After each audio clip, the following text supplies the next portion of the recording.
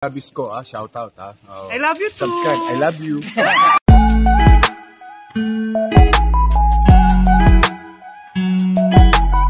Hi mga Rema, mga Repa. Ready na ba kayo sa special treats natin hatid ngayong gabi? Sabi nila, third time's the charm. Kaya naman, manda na kayo sa mga pasabog namin ngayong Season 3. Welcome to Discovery Night! At sa ikatlo nating season, mas pinasaya at pinakwela ang mga is-conversation. At kulitan kasama ang ating mga bisita. Yan ang dapat ninyong abangan.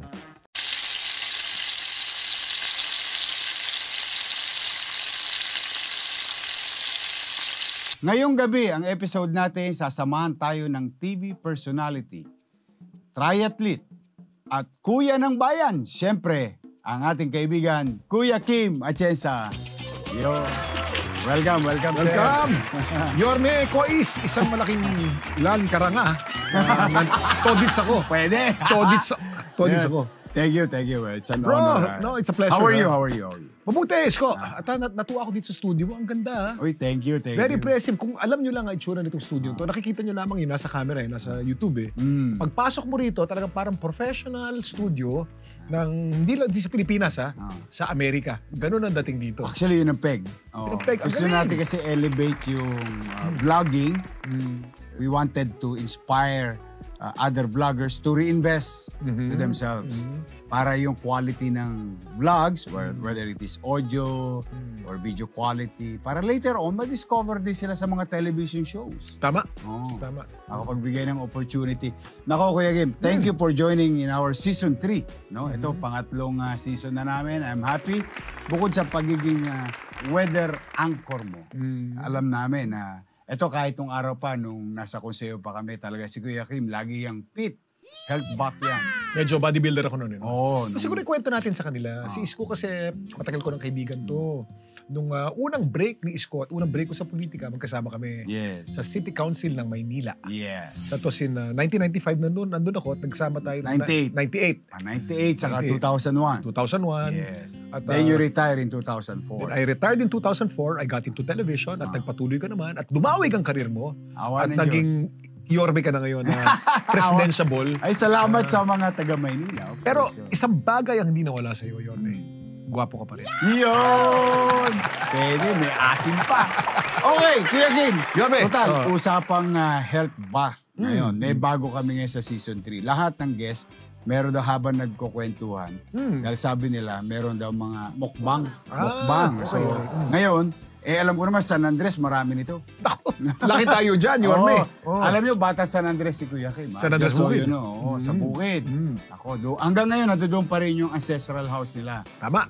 Sa Matista. Amatista. Kanto doon. At saka, Yorme, parang ikaw, doon kasi sa atin, sa Tondo, tsaka sa amin, sa San Andres Bukid, pag nakikipaglaro ka sa mga bata roon, pag nakasapatos ka, hindi pwede, mamaliitin ka. Yes. Sabihin na, mayaman yan, anak mayaman yan. So, natuto ko magpaanon. Talagang nakapaa ka. Yes. Kahit tumapa ka ng kahit na anong dumi, panindigan mo, ayos lang. Nagkakarera tayo sa palibot ng paikot ng kalye. Nakapaa. Bloke-bloke lang. Bloke-bloke lang. Saka sa Yunachi. Sa Yunachi chinelas ko. Kuya Kim, eto, Betamax, Ulo, Bituka, at saka Adidas. Okay. I hope magustuhan mo At saka yan habang... sinamahan mo pa ng gulaman, Brad. Masarap. Hindi, sausawan yan. Kala ko gulaman. Suka. Ito ata may toyo. Ito plain suka. Plain suka? Oo. Okay. Hindi ka masyadong magsosoft drinks, pareho tayo. Hindi ako mag-soft drinks. Eh, Ito, no. sagot gulaman. Sagot gulaman. Pero kami ni Kuya Kim, hindi kami mahilig sa sweet Sweet na kami. drinks. Bawal sa amin na sweet drinks. Actually, may tip ako sa lahat ng mga subscribers mo eh. Kung gusto nyo mawala ng 3 pounds a month, steadily, forever, itigil nyo lahat ng mga sweet drinks. Talaga? Iced tea, mga processed juice, soft drinks. Pag tinigil mo yan at tubig ka lamang, 3 pounds a month, permanently. So in 1 year, meron kang almost, 33 pounds. Na pwede mawala sa'yo. Basta mawala lang yung sweets. Sweets. Lalo na yung sweet okay drinks. Okay yun, bago yun.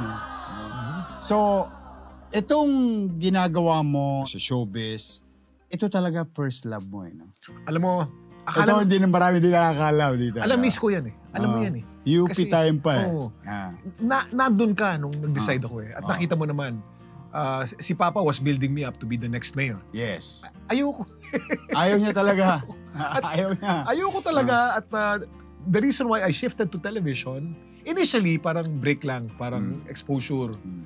But it was my first love. Bro, the course that I took up in college, I filmed and audiovisual communications. Hindi para maging direktor. Ayoko maging direktor. Gusto ko maging TV star. Sabi ko niyo, artista, Kuya Kim. Ever since. At saka gusto ko talaga artista. Kasi, unang-una, tinanong kami ng teacher namin, si Gigi Alfonso. Sabi ni Ma'am Gigi, who wants to be a director? Taas ang kamay. Dami nagtaasan. Who wants to be an award-winning scriptwriter? Taas. Hindi ako nagtataas. Kasi hindi tinatawag yung gusto ko eh. Mr. Atienza, what do you want to be? I want to be a TV star. Oh, really? That's very brave of you to admit that. Kailangan matapang ka kasi makapal ang mukha mo para sabihin yun. Bakit? Kasi noong 1983, 1984, para maging TV star ka, dapat ang mukha mo si Aga Mulak. Ang peg ng Isko Moreno, hindi ka naman nalalayo. Aga Mulak, Richard Gomez. Ako hindi naman ako pangit, bro. Hindi rin ako ganun kagwapo. Sakto lang. Yeah! Pero yung sakto, sa Bato lalaki... San Andres talaga eh. yung sakto, yun ang tumatagal, hindi pinagsasawaan yun. Parang isaw. Ang isaw, hindi masarap. Hindi rin pangit ang lasa, sakto lang. Diba? So, ganun din ang mukha ko, sakto lang. Walang lugar sa telebisyon, noong 1980s ang sakto lang. So, kailangan ng mga tisoy talaga eh, no? Tisoy, matangkad, gwapo. Matangkad. So, alam mong ginawa ko noon, Chief? Nag-audition ako sa isang aerobics TV show. Okay. Muscles Emotion. Yun ang pinakauna kong break sa telebisyon. Kahit di ako marunong mag-aerobics, nag-aerobics ako para lamang mapunta ako sa telebisyon. On cam. Ayoko ng behind the scenes. Ayoko ng behind the camera. Gusto ko on cam. Yun. So yun ang una kong break sa TV. Sabi sa inyo, ayan ha, may nakuha kayong trivia sa akin ha. Ever since nakilala ko si Kim, yun ang lagi niyang first love. Di ba? He was forced to a situation. Not forced by anybody, but forced to a situation. Because of circumstance. Circumstance. Ubus ang term ni tatay. At ako lang, yung nakaporma. Kaya si Ali tuloy napatakbo ng maaga. Ayan pa. Yun. Trivia. Ali. Alam nyo ba, si Ali, na kapatid ni Kuya Kim, anday lang kung ba't ako nakapag-asawa. Kay Daini. Kasi si Ali, Taekwondo National Team. Okay. Ever since, kuya ni Daini, teammate ni Ali. Saka kabrad. Yung sa TBBA. TBA. Yun. Taekwondo Black Belt Association. Yan, Ngayon, doon sila kasama. So, one time, nandun kami sa restaurant sa Nakpil. Pinakilala ako ni Ali. Kuya Kim, congratulations. Itong recent recognition from Philippine Space Agency.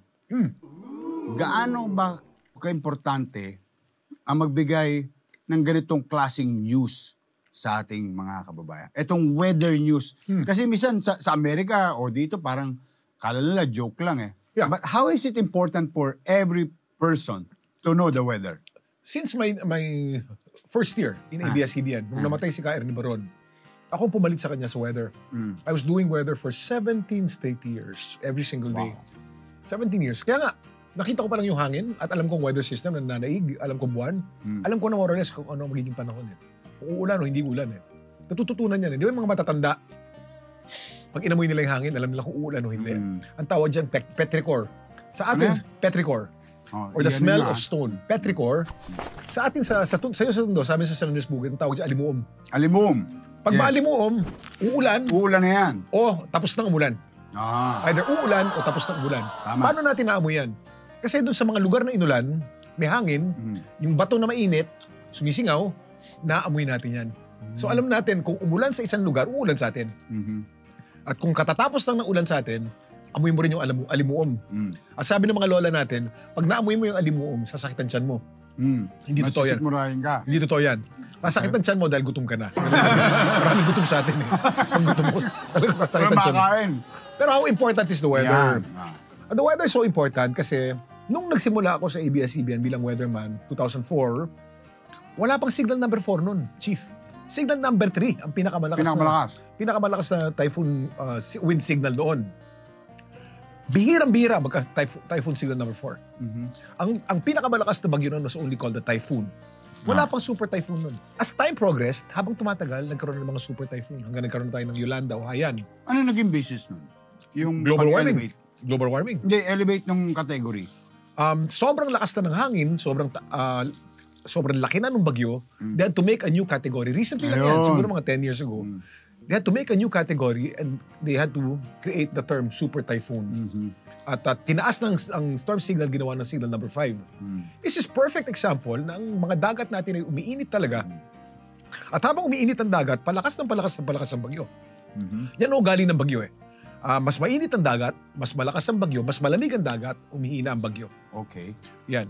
So, nakita ko yung importance, yung dati-rating weather na soft news, naging hard news na. Minsan ako first take sa news eh, dahil nga maraming mamamatay eh. So, naranasan ko yan ng todo-todo. Although now, sa GMA7, hindi na ako nag-weather news ngayon doon.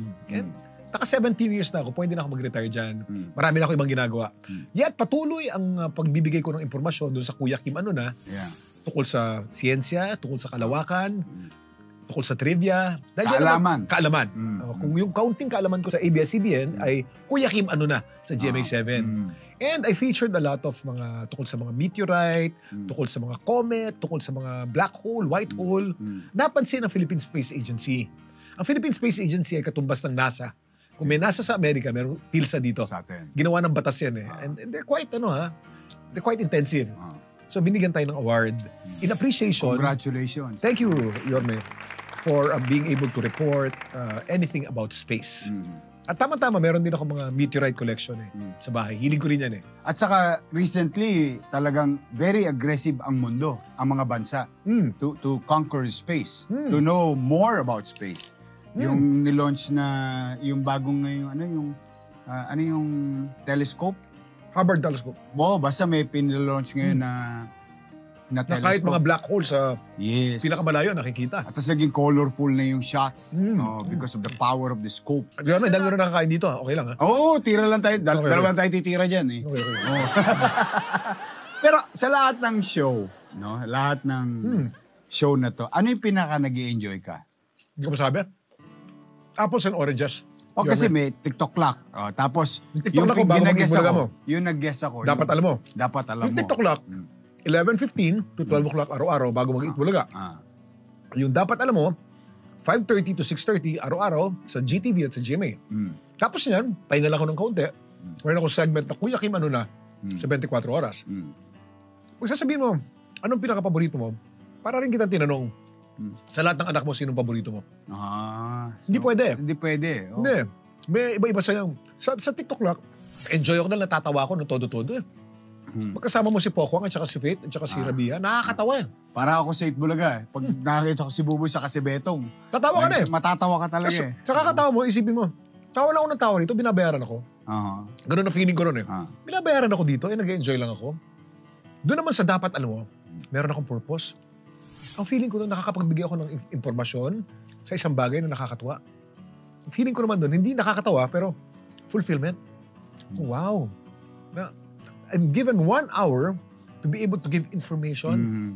Share. Share, share the knowledge.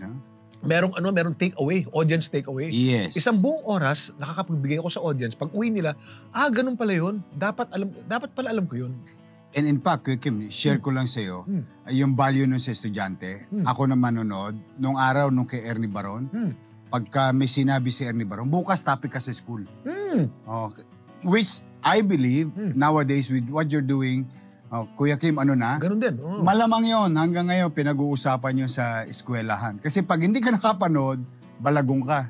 Hindi ka kasali sa kwentuhan. With all these things that is happening. Lahat, so lahat okay sa'yo kasi nag-i-enjoy ka, tumatawa, tapos nakakapag-share ka ng knowledge.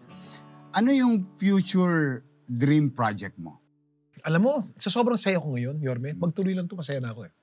Magtuloy lang to tatlong to, ng 15 taon, o 20 taon, hanggang mag-retire ako. Kota na ako ron. Alam mo, to be given a second break, second wind, at 56 years old, Yorme, alam mo naman, matagal ka na sa showbiz. Pag 56, palaos na yan. Pag 56, parelax ka na dapat. Paglipat ko sa GMA, boom, para ako tinurbo.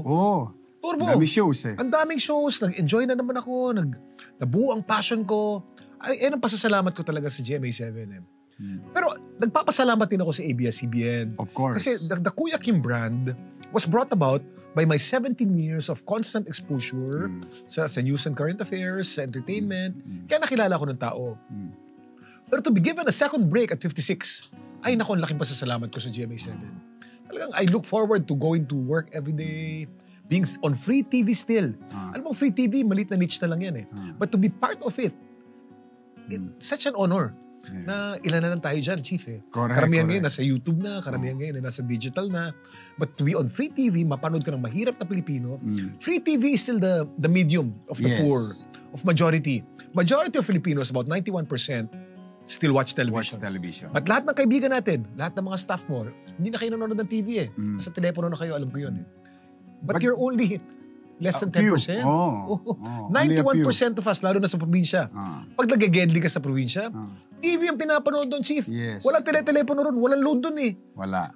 Kung magka-load ka, bibili ka, kakausapin mo yung kamag-anak ko sa Saudi. Gastos ka para manood. Sa free TV, wala eh. Sa free TV, wala. Wala. Buksan mo lang television mo. At saka, isang barangay kayo, nanonood kayo sa sari-sari store. Meron pang ganun hanggang ngayon. Yes. Totoo yun. Napapanood namin misa pagka nag-gedli kami. Uy, okay yung mga bata, oh. Kumpul-kumpul sila, sumisilip parang lang tayo sa dati. bigana. Kuya Kim, successful ka sa professional career. And I do believe, personally, as I have known Kuya Kim, successful ka rin sa married life. Now, anong secret sa successful marriage while having successful career? Esko, mahirap. Okay. Akala nila madali yan. Ang pag-aasawa, marriage is another career. You have to think of it as a career. You never do autopilot a marriage. Pag inisip mo ng marriage, yan, kasal na kami yan, ayos na yan, autopilot na yan, yari ka. Pagkatapos sa ilang taon, may kakalas. Magkakagulo kayo. But if you think of it as a career and you put in your passion in your marriage, like your passion in politics or my passion on television, then it will work. Yeah. Day by day. Alam mo, day by day to, Chief. Alam mo naman si Feli, sweet yan, di ba? Mahal na mahal ka niyan, Chief. Nung sinabi ko, may taping ko kay Shop. Go! Malakas ako kay Feli. Sobrang lakas sa misis ko, sobra. Maniwala kayo. Pinaglulutuan pa ako, no? At campaign manager pa ni misis ko yan. Anyway, so if you think of it as a career, then day by day ang diskarte. Kung sa politika at sa TV, day by day ang diskarte natin, you're as good as your last performance. Marriage, ganun din. So every day, pag uwi ko sa bahay, nakamotor ako araw-araw eh. Pagparada ko ng motor ko, nagdadasal ako. Lord, I'm going to have dinner now with my wife. Fill me with the Holy Spirit so I may glorify you with our conversation and with our quality time together. Bro, araw-araw yan. Dahil hindi pwedeng autopilot. Kumakain ka lang, tas nandun si misis. Yari ka dun. Hindi ganun. Ganun. So, galing, one day at a time, 21 years, so far so good. Sa mga anak ko naman, that's iba pang challenge yan, no? Kasi wala ako sa bahay madalas. I have less time than Feli eh. So si Feli is in charge of disciplining the kids. Takot ang mga anak ko kay Feli. Ako naman, I'm the clown. Dahil bihira lang ako makita. Pag nakita ko, dapat masaya palagi. Pero hindi disiplina si Feli palagi. The secret really, pareho tayo eh. All of us, lahat ng mga tao sa mundo, mayroong 24 oras. We have 24 hours. How do you balance the 24 hours in such a way that your priorities are good and you're giving time to important things like family and God. And then, dapat may priority. Sa akin, God, family, health, and then career. Importante yan. Dapat ganyan. Galing. Pag ang Diyos nilagay mo sa gitna ng pag-aasawa. Bro, ay nako. Kasi, totoo yun eh. Ako, habang nagsasalita si Kuya Kim, nakaka-relate ako kasi yun din yun eh. Wala ka lagi sa bahay. Yung career mo will eat up most of your time. Nako, pag hinayaan mo, hindi ka na uwi. Oo. Kaya minsan, nagyayaya ako talaga. Dinner. Yung nag-aabilidad ka. Ano yung tawag yan? Exert ng effort. Nako, yan ako. Proactive. Oo. Dapat yayain mo ang misis mo. Ito. Dapat meron kayong regular date night. Ang Sabado ng gabi, dati Wednesday eh. Sabado ng gabi, date night namin ni Feli yan. Either the two of us or with friends. Oo, mag-i-invite. Ilang beses ka namin na-invite Ako ilang beses na ako na-invite. Invita dyan. Yes. Your intimate moments. At a certain age, when you're young, Total, ang audience naman natin, puro mga matatanda naman ito eh. Ah. When you're young, spontaneous ang intimate life mo eh. Anytime isang kalabit lang, boom. Pwede na. Pwede na. Pag matanda na, Ini-schedule na. ini-schedule na yan. Di ba? Pag di mo ini-schedule, hindi mo gagawin. Exactly. Kasi magkaibigan na kayo eh. Oh. Parang, ano ka na, kampante ka na kay misis, kampante na siya sa'yo, tulog na lang tayo. Oh. Pero pag in-schedule mo, gagawin mo. Paghahandaan mo. So, ganun kami. Talagang ini-schedule namin. So, for the past many years, naka-schedule yan. Pero, yung schedule na yun, boom! Talagang, umati ka mo. ito todo mo. Ito todo mo. Palong-palo! Ito ba, share ko rin sa mga subscribers voice ko. Alam mo nakatulong sa akin para gumanda lalo ang intimate life ko? Dati, mahilig ako sa porn dati. Nung bata-bata ako, ang porn dati, magazine lang. Ang porn ngayon. Hustler lang nung araw, saka Hustler, Playboy, Penthouse. Nakatago pa sa ilalim ng kama ng tatay mo. Yun, totoo yun, totoo. Oo, natatawa ka dahil ginagawa mo, di ba? Hindi, VHS wala na yun, bago lang yun. Dati magazine, wala pang Betamax. Magazine, wala pang Betamax. Magazine, at saka sa Tagalog yung tik-tik. Yes, totoo yun. Hanapin mo pa yan. You use your wild imagination while reading it. Pero nung nauso ang cellphone, ang porn naging napakadali. Hindi ka na magtatago ng Betamax. Hindi mo na i-rewind sa daliri mo. Hindi mo na, di ba? Sa telepono, anytime, any place. Ngayon lang, pag tinignan mo, porn, high quality, thousands and thousands and thousands of websites that you can see. But you know that pornography is actually deceptive. You think that you're enhancing your sex life by watching porn. Yan ang iniisip ng tao eh. Pag pinanood ko itong porn, gaganda ang sex life ko with my husband or with my wife. Madadagdagan yung activities. Mali. Mali. Porn is deceptive because it will desensitize you. Meaning, habang pinapanood mo yan, namamanhid ka. Kasi napanood mo ng lahat eh. Lahat ng mga tricks nung Kung ano man yun. Kung ano man yun, napanood mo na. Pagdating sa misis mo, plain lang yun eh. Wala ka nang gana sa misis mo ngayon. Wala na. So ang sex life with your wife will pale in comparison to what you've seen in your mind sa pornography. What will happen now is pag ginagawa mo yung intimate moment mo with your wife, ang nasa utak mo lahat ng porn star na napanood mo para lang ma-arouse ka. And that's not good. God designed... Not healthy also for the marriage. Not healthy for the marriage. God designed marriage for intimacy between man and woman, between husband and wife. And it's one way of expressing your deepest love to your wife as one body, one flesh. Pag ang nasa utak mo yung porn na napanood mo, okay, may mga kilala pa ako nanonood ng porn para lang maka-function habang ginagawa. Dahil pag walang porn, hindi kaya. Nahirapan. It's deceptive. Buti, pag-usapan natin to kasi importante to eh. Porn is deceptive and porn is bad for you. Porn is bad for your marriage. Tigilan ko na nga yan. Isasalita akong ganyan pero maraming nanonood sa atin. Madali ang porn ngayon, libre eh. Anak ng tinapa. Pero di ba, come to think of it, sometimes, you really have to talk it out. Yung kailangan mo pag-usapan, baka kasi iniisip mo, abnormal ka na eh. Baka ikaw lang yung may problema. Hindi, marami yan bro. Pero, as a matter of point of discussion, maraming, kita mo, relate yung mga, alam nyo, mga Discovery 90s, maraming gumaganon sa likod ng camera.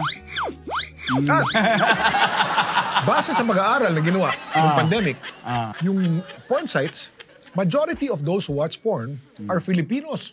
Wow! And majority of the, totoo yan, data yan. And majority of the Filipinos who watch porn are female. Babae. At least may bago na. Lamang na kayo.